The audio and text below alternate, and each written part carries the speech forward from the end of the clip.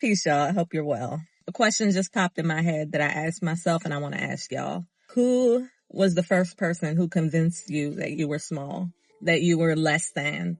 I'm sitting here thinking about it, and I remember it was my third grade teacher, Miss O'Connor. Rest in peace. She was a middle-aged white woman with curly hair and thick 80s glasses. I was not in third grade in the 80s, but her glasses was from the 80s. I remember that. And I remember one day in class, chit-chatting, doing some group project with my classmates, and she points at me and she says, "You, shut up."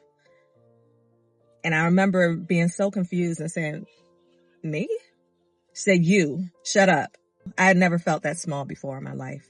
I came from a household of love from my older brothers, love from my little sister, love from my mom and my daddy, and extended family.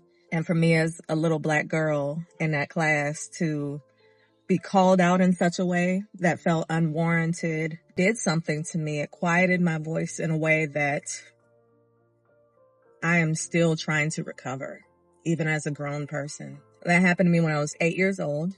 I'm 40 now. I use my voice in a lot of ways, but I think it was that moment that made me reserved, that made me question if I am taking up too much space, if I am too loud.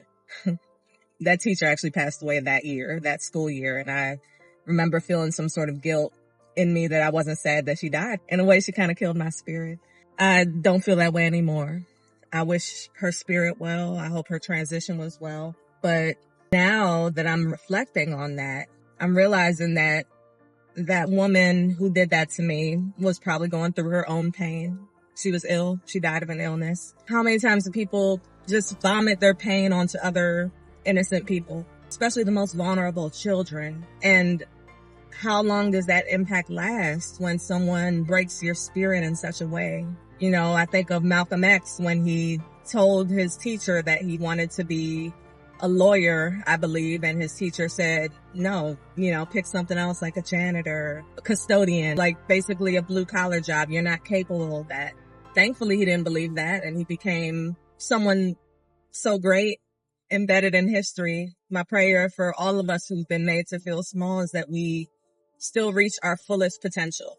That discouragement is simply just a pit stop, is simply just a bruise so that we can relate to other folks who are bruised, so that we may walk with empathy and love and be careful about the words that we say to others, because we know how it feels to be made small. I thank God I'm no longer small.